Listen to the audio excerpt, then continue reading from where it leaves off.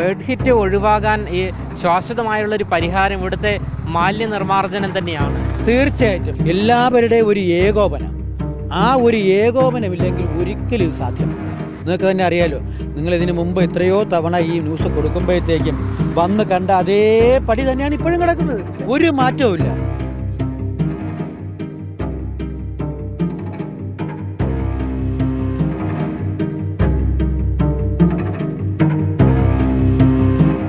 നമസ്കാരം. തിരുവനന്തപുരം വിമാനത്താവളത്തിൽ പക്ഷിയിടിച്ച് അപകടം ഉണ്ടാകുന്ന സംഭവം ഇന്നോ ഇന്നലെയോ തുടങ്ങിയതല്ല. ഇക്കഴിഞ്ഞ വർഷം നമ്മളൊരു വാർത്ത പുറത്തുവിട്ടിരുന്നു. പ്രധാനമന്ത്രിയും അതുകൂടാതെ രാഷ്ട്രപതിയും വന്നിറങ്ങുന്ന വിമാനത്തിന് ചുറ്റും കാക്കകൾ വട്ടമിട്ട് പറക്കുന്നതായിരുന്നു ആ ഒരു വാർത്ത. ഇത്തരത്തിൽ വലിയ രീതിയിലുള്ള അപകടാവസ്ഥയാണ് നമ്മുടെ തിരുവനന്തപുരം വിമാനത്താവളത്തിന് ചുറ്റും ഉള്ളത്. ആ സാഹചര്യത്തിന് നിലവിൽ ഇപ്പോഴും മാറ്റം വന്നിട്ടില്ല. എന്തായാലും നമ്മൾ മുൻപ് ചെയ്ത ആ വാർത്തയുടെ ഫയൽ ദൃശ്യം നമുക്ക് ആദ്യം കണ്ട് തിരിച്ചു വരാം. വിമാനം ആകാശത്ത് കുതിച്ചുയർന്നാൽ കൂട്ടിയിടി ഉറപ്പാണ്. ഓരോ അപകടങ്ങളും ഒഴിവാകുന്നത് തലനാരിഴയ്ക്കാണ്. വള്ളക്കടവ് ഭാഗത്ത് മാലിന്യങ്ങൾ വലിച്ചെറിയുന്നതാണ് ഒരു പ്രധാന കാരണം. ഇതിനെതിരെ അധികൃതർ ഒരു നടപടിയും സ്വീകരിക്കാത്തതാണ് പ്രശ്നങ്ങൾ ഗുരുതരമാക്കുന്നത്. കഴിഞ്ഞ ദിവസം തിരുവനന്തപുരത്തെ വിമാനത്താവളത്തിലേക്ക് പറന്നിറങ്ങുന്ന ഒരു വിമാനത്തിൻ്റെ ദൃശ്യം പ്രേക്ഷകർ ഒന്ന് കാണുക.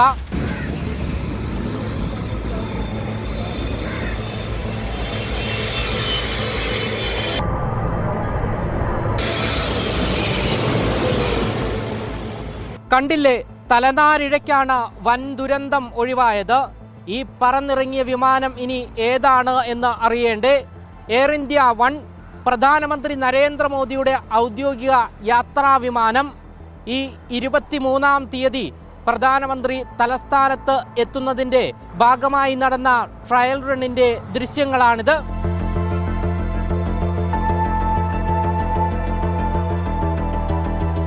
മറ്റൊരു ദൃശ്യം കൂടി. ഇന്ത്യൻ പ്രസിഡന്റ് കുറച്ചു മാസങ്ങൾക്ക് മുൻപ് തലസ്ഥാനത്തെ വിമാനത്താവളത്തിലേക്ക് പറന്ന് ഇറങ്ങിയപ്പോഴും സമാന സംഭവമാണ് ഉണ്ടായത്. പറഞ്ഞു വന്നത് കപ്പിനും ചുണ്ടിലും ഇടയിലുള്ള ജീവൻ മരണ പോരാട്ടം.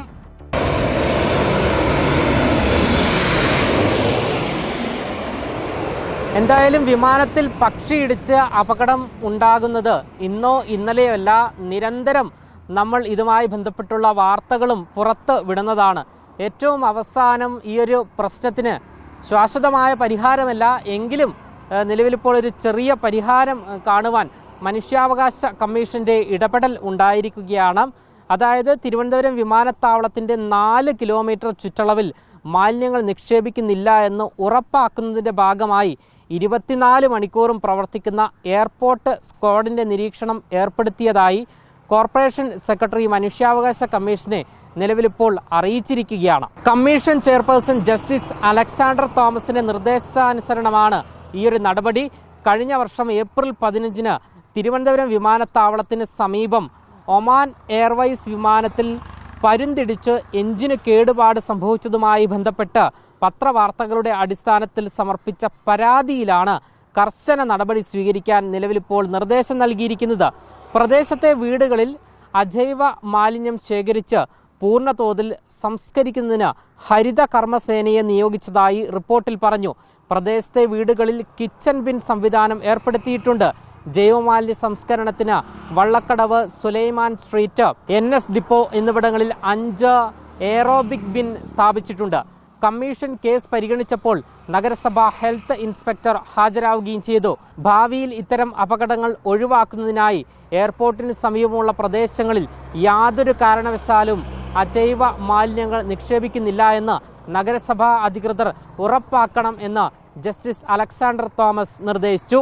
മനുഷ്യാവകാശ പ്രവർത്തകനായ രാഗം റഹീം സമർപ്പിച്ച പരാതിയിലാണ് ഈയൊരു നടപടി നിലവിലിപ്പോൾ ഉണ്ടായിരിക്കുന്നത്. തീർച്ചയായിട്ടും ഇത്രയധികം വാർത്തകൾ മറുനാടൻ മലയാളി കൂടെയും നമ്മുടെ മാധ്യമങ്ങളിൽ കൂടെയും നൽകിയത് കൊണ്ടാണ് ഒരുപക്ഷെ മനുഷ്യാവകാശ കമ്മീഷനും കോർപ്പറേഷൻ അധികാരികൾക്കും ബാക്കി എല്ലാവർക്കും തന്നെ അത് ഇടപെടാൻ സാധിച്ചത്.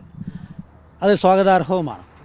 24/7 അതായത് 24 മണിക്കൂറും പ്രവർത്തിക്കുന്ന അലേർട്ടായിരിക്കുന്ന ഒരു സ്ക്വാഡാണ് എന്നാണ് പറഞ്ഞിരിക്കുന്നത്. അതിൻ്റെ പ്രായോഗിക സംഗതികളൊന്നും വന്നിട്ടില്ല, എന്നാലും അതാണ് അറിയിച്ചിരിക്കുന്നത്. പക്ഷേ എനിവേ ഈ ഒരു സ്ക്വാഡ് കൊണ്ട് ഒന്നും ഈ സംവിധാനത്തെയോ ഈ കാര്യത്തെയോ നമുക്ക് പിടിച്ചു നിർത്താനോ മറ്റോ കഴിയില്ലെന്നുള്ള വിശ്വാസക്കാരനാണ് ഞാൻ. കാരണം ഇത്രയധികം വർഷം നമ്മൾ വായിട്ടലച്ചതിൻ്റെ ഒരു പരിണിത ഫലമാണ് ഒരു സ്ക്വാഡിലേക്ക് എത്തിയത്. പക്ഷേ ഇവിടെ ഇപ്പോഴും മാലിന്യ നിർമ്മാർജ്ജനം, അശാസ്ത്രീയമായിട്ടുള്ള മാലിന്യ നിർമ്മാർജ്ജനവും അതുപോലെ തന്നെ മാലിന്യത്തിൻ്റെ ആ കളക്ഷൻ, അതിൻ്റെ ആ എടുക്കലും അത് പിന്നെ അതിന് ബാക്കി പ്രായോഗികമായിട്ടുള്ള ബുദ്ധിമുട്ടുകളും എല്ലാം ഇപ്പോഴും നടന്നുകൊണ്ടിരിക്കുന്നുള്ളതാണ് വാസ്തവം.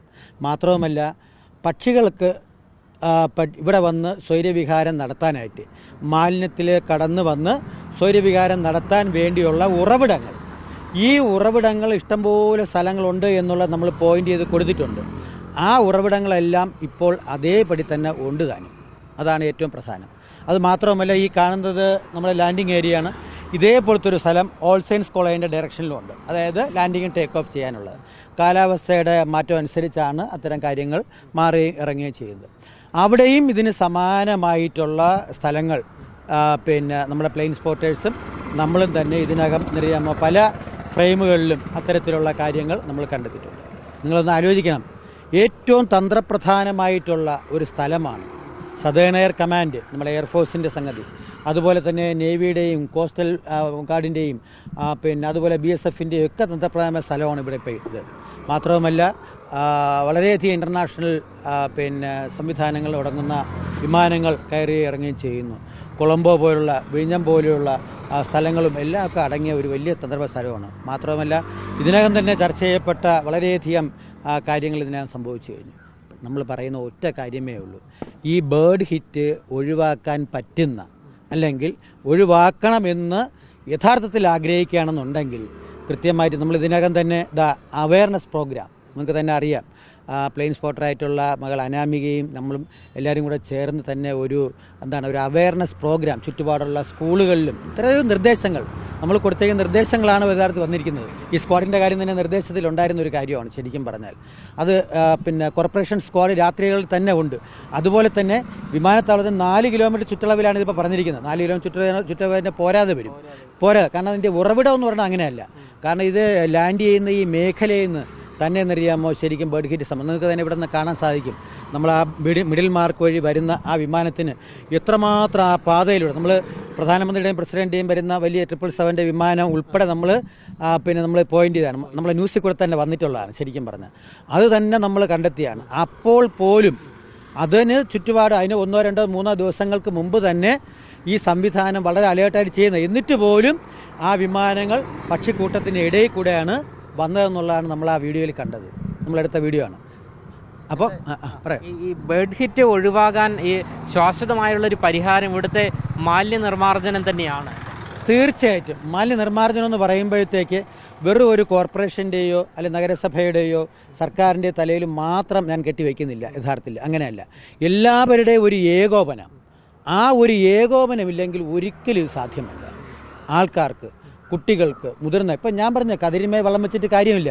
നമ്മൾ ഇനി വളർന്നു വരുന്ന കുട്ടികളെങ്കിലും അത് പറഞ്ഞു ഒരു മുട്ടായി തുണ്ടിൻ്റെ കവറ് പോലും അല്ലെ അതുപോലും ഇട്ട് കഴിഞ്ഞാൽ അതുപോലും ആകർഷിക്കുന്ന സ്ഥലമാണ്. അപ്പോൾ അതിന് ഇപ്പം ഇനി ഭാവി തലമുറയ്ക്ക് എന്നറിയാമോ അവർക്ക് സ്കൂളുകളിലും കോളേജിലും ചുറ്റുപാടുള്ള എല്ലാ ഈ മാലിന്യ നിർമ്മാർജ്ജന അവയർനെസ് കൊടുക്കണം.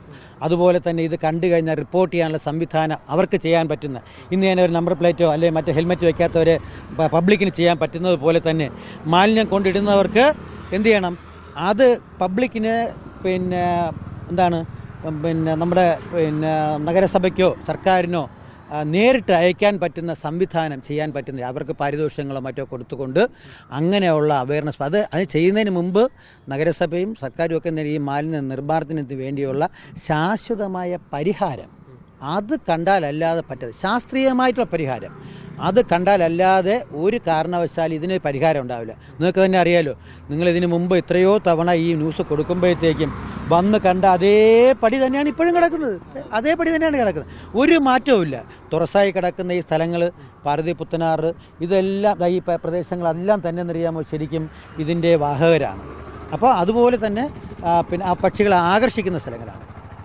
വെറുതെ നമ്മൾ മാലിന്യം എവിടെയെങ്കിലും കൊണ്ട് കളഞ്ഞ് ശാസ്ത്രീയ നിർമ്മാർജ്ജനം ചെയ്യുന്ന ഈ ചുറ്റുപാട് അത്രയും അതിൻ്റെ ഇടങ്ങളാണ്. ആ ഇടങ്ങളെ എന്ത് ചെയ്യുക, ആ ഉറവിടങ്ങളെ മാറ്റിമറിച്ചുകൊണ്ട് മാത്രമേ പറ്റത്തുള്ളൂ. അതിന് നല്ല ഒരു പ്രോജക്റ്റ്, അതായത് ഒരു 2-3 ഇയേഴ്സ് വരുന്ന ഒരു പ്രോജക്റ്റ് എടുത്തുകൊണ്ട് തന്നെ അത് ചെയ്താൽ മാത്രമേ അങ്ങനെ ഒരു സംവിധാനം വരും. പിന്നെ ഇതിനിടയ്ക്ക് ഈ സ്ക്വാഡിൻ്റെ പ്രവർത്തനം കൊണ്ട് മാലിന്യം ഇടുന്നത് നമുക്ക് തടയാനായിട്ട് പറ്റും. പക്ഷേ ഈ പക്ഷികളെ ഇവിടേക്ക് വരുവാനായിട്ടോ മറ്റോ ഒന്നും ആകർഷിക്കാതിരിക്കാനുള്ള സംവിധാനം വരുമെന്ന് എനിക്ക് പറ്റുമെന്ന് തോന്നില്ല. എന്തായാലും സ്ക്വാഡിൽ കൂടെ ചെയ്യാൻ പറ്റുന്ന ഇത് മാത്രമേ പറ്റുള്ളൂ. മാലിന്യം കൊണ്ട് തള്ളുന്നവരെ പിടിക്കാനും അതിനൊരായിട്ട് ഉണ്ടാവാൻ സാധിക്കും. അതൊരു നല്ലൊരു നിർദ്ദേശമായിട്ടും അത് മനുഷ്യാവകാശ കമ്മീഷനും നഗരസഭയ്ക്കും സർക്കാരിനും എല്ലാത്തിനും ഒരു സ്പെഷ്യൽ താങ്ക്സ് നമ്മൾ ഏവിയേഷൻ എന്തോസിയാസ്റ്റിക് എന്നുള്ള രീതിയിൽ, അല്ലെങ്കിൽ ഏവിയേഷനെ സ്നേഹിക്കുന്ന ആൾക്കാരെന്നുള്ളതിൽ, ജനങ്ങളുടെ ജീവനെ സ്നേഹിക്കുന്നുള്ള രീതിയിൽ നമ്മളിത് ചെയ്യുക. നിലവിലിപ്പോൾ മനുഷ്യാവകാശ കമ്മീഷന്റെ ഇടപെടൽ മൂലം ഈ ഒരു വിമാനത്താവള പരിസരത്തുള്ള, അതായത് 4 കിലോമീറ്റർ ചുറ്റളവിലായി ഒരു സ്ക്വാഡ് പ്രവർത്തിക്കുന്നുണ്ട് എന്നാണ് മനസ്സിലാക്കാൻ സാധിക്കുന്നത്. അതായത് 24 മണിക്കൂറും. എങ്കിലും നിലവിലിപ്പോൾ വിമാനത്താവളത്തിൻ്റെ ചുറ്റുമുള്ള സാഹചര്യം അതിദയനീയം തന്നെയാണ്. കാരണം നമുക്ക് ഈ ദൃശ്യങ്ങളിൽ നമുക്ക് കാണുവാൻ സാധിക്കും, ഇന്നും ഇന്നലെയുമായി ഉൾപ്പെടെ ഇട്ടിരിക്കുന്ന വേസ്റ്റുകളാണ് നമുക്ക് കാണുവാൻ സാധിക്കുന്നത്. ഇതാ നമ്മൾ ഈ ഒരു വാർത്ത എടുത്തുകൊണ്ടിരിക്കുന്ന സമയത്തുൾപ്പെടെ ഇതാ ഇവിടെ കാക്കകളും പരുന്തുകളും എല്ലാം തന്നെ പറക്കുന്ന സാഹചര്യമാണുള്ളത്. ഇത്തരത്തിൽ നിരന്തരം മാലിന്യങ്ങൾ നിക്ഷേപിക്കുന്നത് കൊണ്ടാണ് വലിയ രീതിയിലുള്ള പക്ഷി ശല്യവും വലിയ അപകട സാധ്യതയും നിലവിലിപ്പോൾ തിരുവനന്തപുരം അന്താരാഷ്ട്ര വിമാനത്താവളത്തിൽ നിലനിൽക്കുന്നത് എന്നുള്ള കാര്യത്തിൽ യാതൊരുവിധ സംശയവുമില്ല. ഈ സ്ക്വാഡിനെ നിയോഗിച്ചതുകൊണ്ട് മാത്രം പൂർണ്ണമായുള്ളൊരു പരിഹാരം കാണുവാൻ സാധിക്കില്ല എന്നുള്ള കാര്യത്തിൽ യാതൊരുവിധ സംശയവുമില്ല. ഇവിടെ അടുത്ത് വലിയ രീതിയിലുള്ള മാലിന്യ പ്രശ്നം തന്നെയാണ് ഇവിടെ അനുഭവപ്പെട്ടുകൊണ്ടിരിക്കുന്നത്. ഇന്നോ ഇന്നലെയോ ഈ ഒരു മാലിന്യ പ്രശ്നം ഉള്ളതല്ല. അതായത് വർഷങ്ങളായി ഈ ഒരു പ്രദേശം മുഴുവൻ ഇത്തരത്തിൽ മാലിന്യത്തിൽ മുങ്ങിക്കിടക്കുന്ന സ്ഥലമാണ്. അതിന് കൃത്യമായ പരിഹാരം കാണേണ്ടത് നമ്മുടെ കോർപ്പറേഷനും സംസ്ഥാന സർക്കാരും തന്നെയാണ്. അത് ഉടനടി പരിഹരിച്ചില്ല എങ്കിൽ വലിയൊരു അപകട സാധ്യത തന്നെയാണ് തിരുവനന്തപുരം അന്താരാഷ്ട്ര വിമാനത്താവളത്തെ ചുറ്റിപ്പറ്റി നിലനിൽക്കുന്നത്. ക്യാമറമാൻ ഷിക്കിനൊപ്പം അമൽ രുദ്ര, മറുനാടൻ മലയാളി, തിരുവനന്തപുരം.